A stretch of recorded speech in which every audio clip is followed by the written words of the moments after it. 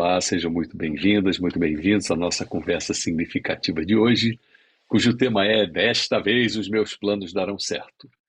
A gente sempre tem planos, né? Parece aqueles planos mirabolantes que o Cebolinha tem para ver como é que vai atacar a Mônica, né? E os planos nunca dão certo, porque a gente acaba errando em algum lugar, né? Muitas vezes nossos planos dão certo, porque eles seguem uma certa um caminho, né, que nos leva a uma concretude maravilhosa, perfeita. Muitas vezes não dão certo. A gente não entende muito bem por que que o plano deu certo ou não deu certo, né? E hoje, então, a gente vai debater um pouco sobre isso, como é que a gente faz com que os nossos planos deem certo. E o que que é necessário fazer, né?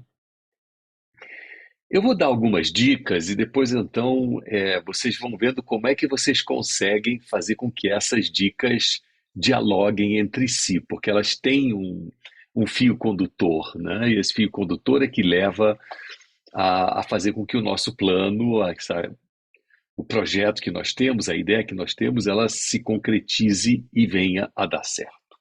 Muito bem. Então, sequência das dicas. Primeira dica. No início de todo empreendimento, no início de toda ação, tente visualizar o fim. Onde é que isso vai parar? Muitas vezes nós começamos uma coisa sem termos ideia de como é que vai ser isso lá na frente. E nós precisamos ter a ideia clara de como é que isso vai ser lá na frente. Por exemplo, você decide que você quer abrir uma loja num shopping. Estou dando um exemplo bem simples e prático, né? Só que você não vê, no princípio, você não vê o fim. Você acha lindo uma loja no shopping.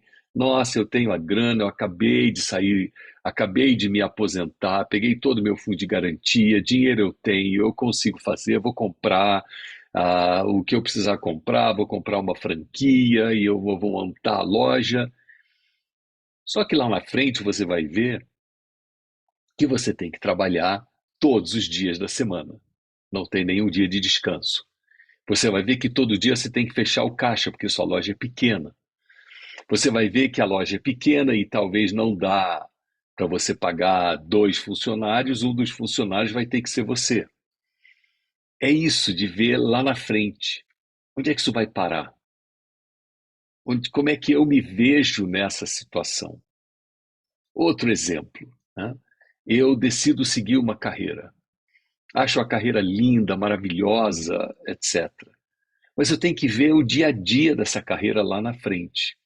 Como é que vai ser o meu dia a dia? Como é que vai ser fazer essa coisa todo santo dia? Isso fala ao meu coração, isso é o que eu quero no início de todo empreendimento ver o seu fim. Isso exige, sim, muita intuição, um pouco de clarividência, né? Mas bastante rabiscar no papel.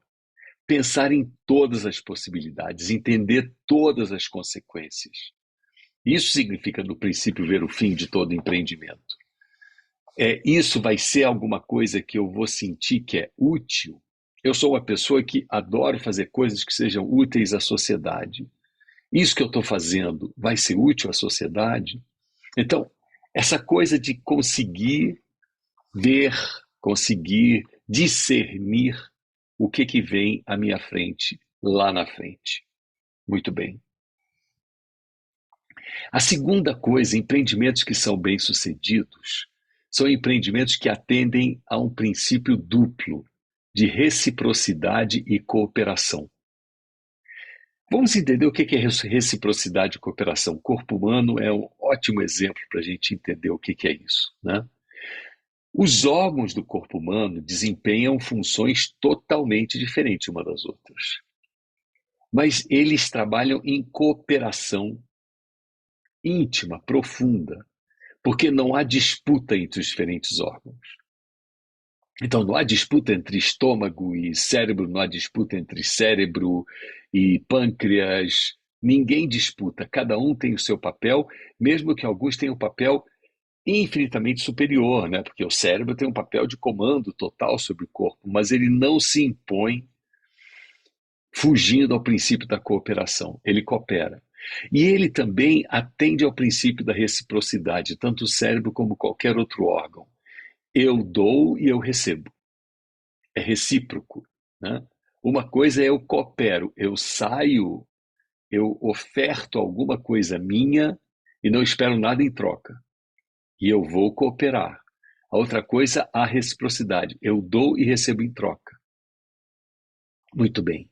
O meu projeto de vida, o meu projeto de trabalho, o novo negócio que eu quero abrir, a nova profissão que eu quero seguir, o novo caminho que eu quero tomar na minha vida enquanto eu, comigo mesma, comigo mesmo, atende ao princípio da reciprocidade e cooperação para com o mundo à minha volta? Ou seja, o meu projeto, ele é ecológico? Ele dialoga com o mundo à minha volta ou ele compete com o mundo à minha volta? Muita gente pode se ver extremamente competitiva e dizer: não, não tem nenhum problema em ser competitivo. O problema não é você, o problema é que o universo ele rejeita o que não atende ao princípio da reciprocidade e cooperação. Quando isso não atende ao princípio da reciprocidade e cooperação, esse projeto vai água abaixo. Então, essa questão do princípio ver o fim, eu vou voltar um pouquinho de novo, eu tenho que ver se lá na frente como é que está a reciprocidade e cooperação disso que eu quero fazer. Por exemplo, eu, mesmo num trabalho, né, em que eu esteja trabalhando sozinha, sozinho, né, eu comigo mesmo, mas eu tenho que dialogar com o mundo que está à minha volta. Eu tenho que interagir, porque não há trabalho que não interaja com os demais, né? Eu posso decidir me tornar uma escritora, um escritor, e vou escrever livros, né? Ou eu quero ser um youtuber, eu quero ser um influencer, muito parecido nos tempos modernos, né? Com quem escreve um livro, por exemplo, guardadas as proporções. O que eu vou fazer atende à reciprocidade e cooperação? Vocês podem dizer, não, mas tem tanto youtuber que só vende porcaria. Ele vai vender porcaria por um determinado tempo. Você pode até dizer que ele ganhou muito dinheiro, ela ganhou muito dinheiro. Isso para mim não é o que está em questão. O que está em questão é a nossa realização. É eu dizer o meu plano deu certo, né? Eu me sinto realizada, realizado por conta disso ou daquilo. Então, o que significa reciprocidade e cooperação na dimensão de alguém que escreve um livro, né? Eu vou ter que dialogar com as pessoas, porque pessoas vão querer ler o meu livro, vão adquirir o meu livro. A não ser que eu diga, não, eu quero escrever um livro para mim mesma, para mim mesmo, vou guardar dentro do armário. Mas isso é projeto? Isso é plano que vai dar certo? O que significava para você dar certo? É só uma questão de diletantismo próprio? Pode ser, mas isso não dialoga com o mundo, né? Então lembrem-se sempre, reciprocidade e cooperação. A minha proposta é ecológica, no sentido dela se integra com o mundo à minha volta, ela atende necessidades do mundo, né? E como eu me vejo atendendo essas necessidades do mundo. Não significa que todo mundo tem que ser médico para poder salvar todo mundo, que todo mundo tem que ser psicólogo, psicóloga, enfim. Não é isso que eu estou dizendo. Eu estou dizendo que mesmo se eu vou fazer um trabalho o mais simplório possível, né? O mais básico possível, como, por exemplo, trabalhar de faxineira ou faxineiro. A reciprocidade de cooperação vai aparecer aí, eu consigo detectar isso, eu consigo perceber quão importante é o meu papel, por exemplo, em fazer a faxina de um lugar. Eu sempre lembro de um exemplo que eu li num livro de Ruhi Rabani, Prescrição para a Vida, que ela falava sobre o que é realização para um trocador de ônibus. Ora, o trocador de ônibus, você pensar e vai dizer, eu só pego dinheiro, dou troco e a pessoa passa pela roleta. Mas se o trocador de ônibus, a trocadora, tem um senso de missão e percebe reciprocidade e cooperação, ele e ela vai se sentir como uma peça fundamental em levar as pessoas até o seu destino, fazer com que elas possam cumprir com a sua tarefa daquele dia, ser um meio que facilita, que permite que as pessoas possam transitar. Eu começo a me sentir como parte de um sistema onde eu coopero com as pessoas para que elas possam chegar ao seu destino, né? Essa é a minha cooperação. A reciprocidade, o que que é? Eu oferto a possibilidade da pessoa poder passar pela roleta com um sorriso meu e ela poder, então, perceber que ela também pode devolvê-lo. Então, seja o faxineiro, o varredor de rua, seja o trocador de ônibus, ou seja o engenheiro, médico, advogado, pouco importa, professor universitário. Em todas essas dimensões, ou dono de loja, o que seja, em todas essas dimensões, reciprocidade e cooperação, elas estão presentes. Muito bem. A terceira coisa é que nós temos um grave problema de sempre olharmos com os olhos dos outros e não com os nossos próprios olhos. E para que eu possa ter um plano que eu digo, esse é o meu plano, né? Que não é o plano infalível, eu estava esquecendo do adjetivo do Cebolinha, plano infalível para derrubar a Mônica, ou para roubar o coelhinho dela, né? Que era sempre o plano infalível. Para o meu plano ser infalível, eu tenho que ver com meus próprios olhos e não com os olhos das outras pessoas. Faça isso porque isso é bom, né? Faça isso porque essa profissão é a profissão do momento, essa é a profissão que vai te levar ao sucesso. Abra uma loja de tal coisa. Bom, se eu for ouvir a orientação que os outros me dão e eu não ouço, não vejo, não ouço com meus próprios ouvidos, não vejo com meus próprios olhos, não decido com a minha própria razão e emoção, eu tenho um problema, porque na verdade eu lá na frente vou dizer: foi fulano que me obrigou a fazer isso, foi Beltrano que me levou a essa coisa, e eu não queria, né? Então, para que nós nos assenhoremos, né, nos tornemos senhoras, senhores, donos, né, do nosso próprio destino, nós precisamos ver com os nossos próprios olhos. Precisamos pesar com o nosso coração e a nossa mente, e não com o coração e mente alheia. Porém, isso não tira a importância de consultarmos todo mundo, o maior número possível de pessoas que nós possamos consultar, trocar ideias e dizer: olha, eu estou querendo abrir um negócio assim, o que que você acha? Quanto mais eu ouvir opiniões de pessoas, mais elaborada, mais aprimorada vai estar a minha proposta. Quem toma a decisão sou eu olho com os meus próprios olhos, mas eu ouço as opiniões alheias, eu percebo, eu assimilo as perspectivas alheias dos outros e vejo como um processo colaborativo de eu poder chegar a uma decisão que eu mesmo tenho que tomar. Com esses 4 elementos, né? Uma vez iniciado uma coisa, né? No início todo empreendimento ver o seu fim, né? Segundo, a buscar a reciprocidade e cooperação em tudo que eu faço. Terceiro, ver as coisas com os meus próprios olhos. Quarto, consultar o maior número de pessoas sobre tudo aquilo que eu venha a fazer. Nós usamos pouco esse quarto elemento, porque nós achamos que ouvir os outros, não são os outros que vão fazer, sou eu que tenho que fazer, mas a centelha da verdade, ela aparece, diz Abdul-Bahá, né, um sábio persa, que foi o filho do fundador da fé Bahá'í. Abdul-Bahá dizia que a centelha da verdade ela aparece através do choque das ideias diferentes. Não é do confronto das ideias diferentes, mas ideias diferentes podem ser levadas e é como duas pedras, né, que você trisca elas e nasce a centelha. Ouvir o máximo de ideias e possibilidades e percepções e perspectivas, né, só enriquece o meu projeto. Com essas 4 coisas em mira, a quinta coisa é: uma vez iniciado o empreendimento, vá até o fim. Nós temos essa coisa de, no primeiro obstáculo, na primeira dificuldade, pararmos, desistirmos. É claro que a vida nos mostra, muitas vezes, sinais, né? E eu tenho que aprender a diferenciar e discernir se esse sinal é um sinal que é para o meu fortalecimento, é um obstáculo para o meu fortalecimento, ou é alguma coisa para que eu pare e desista.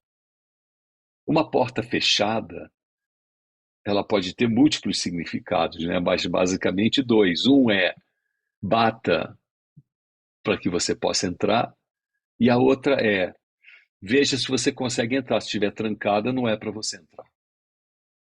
Mas a gente vai muito no maniqueísmo, certo, errado, porta aberta, porta fechada. O quanto eu tenho que bater numa porta para que ela abra? Essa é uma coisa que só eu vou poder responder, né? Usando as quatro capacidades anteriores, né? Olhar com os meus próprios olhos, consultar, trocar ideias, ver a opinião dos outros, né? Ver se tem reciprocidade de cooperação e também trabalhar com que no início do empreendimento eu veja o fim e eu saiba onde é que eu estou botando as minhas maçãs, né? Onde é que eu estou botando todas as minhas fichas para ver se essa é uma aposta correta. Então, essa constância, perseverança, né? Ela tem que ser testada, tem que ser trabalhada, porque se eu não tenho perseverança, constância, no primeiro obstáculo eu paro e digo não deu certo, não era para dar certo, porque não tinha, a porta estava trancada. Sim, mas a porta estava trancada e você podia ter batido e talvez ela estava trancada por alguma razão. Então, os impeditivos, os obstáculos que aparecem na nossa vida, em qualquer plano infalível que a gente tenha, né? Em qualquer plano que eu quero que dê certo, eu tenho que ter perseverança e constância. Muito bem. Esses são os pré-requisitos, digamos, de essência, tá? Agora vamos aos requisitos do planejamento, né? A primeira pergunta que a gente tem que fazer é: o que significa atingir uma meta para mim? Eu quero atingir uma meta, eu tenho um plano, quero atingir uma meta. O que significa o meu comprometimento, né? E a outra coisa é o que me motiva a querer seguir adiante. Eu preciso entender esse binômio no meu planejamento, comprometimento e motivação. Nós achamos que comprometimento, compromisso, né, é uma obrigação assumida, né? É uma obrigação, eu tenho um compromisso. Eu comecei uma coisa, eu tenho um compromisso, tem que ir até o fim. Parece uma obrigação, um peso, né? Mas, na verdade, se nós olharmos a etimologia da palavra compromisso, é muito interessante. É uma promessa mútua. Compromisso significa isso, uma promessa mútua. Eu tenho um compromisso com outros, uma promessa mútua com outros, mas tenho uma promessa mútua do meu ser exterior com o meu ser interior. Então, quando nós falamos na ideia do planejamento, né, e dentro desse planejamento eu quero atingir uma meta, eu tenho um compromisso de atingir uma meta, qual foi a promessa que eu fiz para mim mesma, para mim mesmo, né? Esse é o meu compromisso, meu comprometimento. E a segunda coisa é a motivação, é o impulso interno que me leva à ação, né?